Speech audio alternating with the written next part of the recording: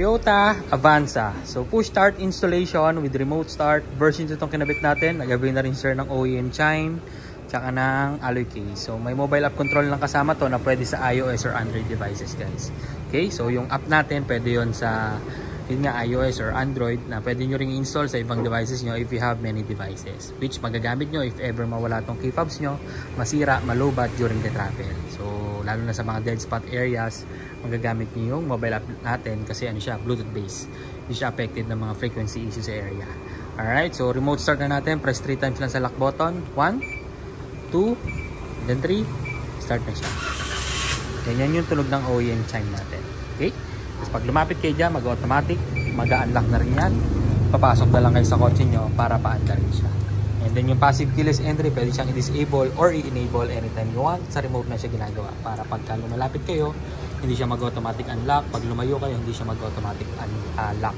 So pwede siyang i-disable or i-enable anytime. Sa remote lang siya ginagawa. Then pasok tayo sa loob, pakita ko yung push start button na kinabit natin.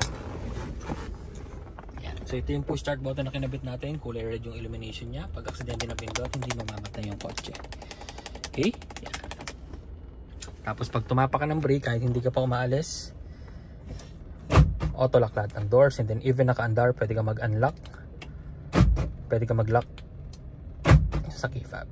Alright? So kagandahan yan, if ever may bibiling ka lang saglit, may bababa ka lang saglit, may kukunin ka lang saglit sa bahay mo, may naiwan ka for example, ilock mo yung kotse mo kahit umaandar yung kotse mo, magagawa mo. Kasi sa ibang kotse or sa stock system, hindi siya pwede. Kailangan nyo papatayin yung makina nyo para ma-lock nyo siya from the outside. Okay? Then kapag gusto mo nang patayin, pwede sa application or dito na lang. Hapakan mo yung brakes, ang pindot. Yan, patay na yan.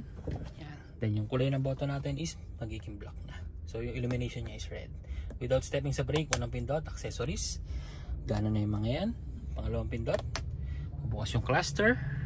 Pangatlong pindot, patay. So typical push start button kung paano gumana. Pag gustong start, apak sa brakes, ang pindot, start na yan. So napaka basic lang niya gamitin. Alright, so again, may mobile app control na kasama to na pwede nyo rin dong i-start yung kotse nyo.